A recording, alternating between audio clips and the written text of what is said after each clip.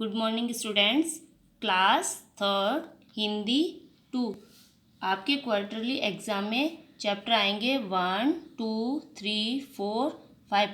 आपके पार्ट 1 है भाषा। भाषा नहीं होती तो हम किसी भी बात को समझ नहीं पाते। अब भाषा क्या है?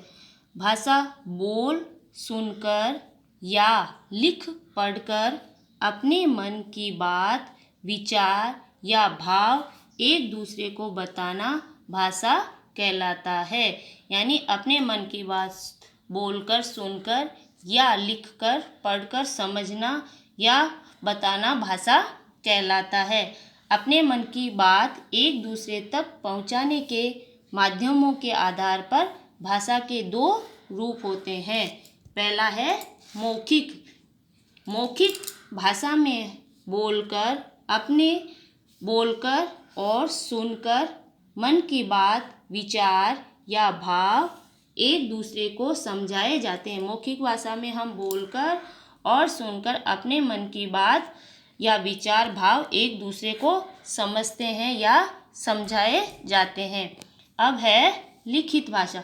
लिखित भाषा में लिखकर और पढ़कर बातों का आदान प्रदान होता है। लिखित भाषा में लिखकर या पढ़कर हम एक दूसरे की बात को समझते हैं। कभी कभी इशारों या संकेतों द्वारा अपनी बात दूसरों तक पहुंचाना सांकेतिक भाषा होता है। यानी कभी कभी हम संकेतों के द्वारा भी भाषा को समझ सकते हैं। उदाहरण ट्रैफिक सिग्नल। ट्रैफिक सिग्नल के संकेतों के द्वारा ही हम उनके नियमों का पालन करते हैं। अब हम पढ़ेंगे लिपि। लिपि क्या होती है? भाषा के लिखने के तरीके को लिपि कहते हैं या भाषा के लिखने के ढंग को लिपि कहते हैं। हिंदी भाषा को देवनागरिक लिपि में लिखा जाता है। हिंदी भाषा को कौन सी लिपि में लिखा गया है? देवनागरिक लिपि में। अब व्याकरण। व्याकरण में क्या होता है?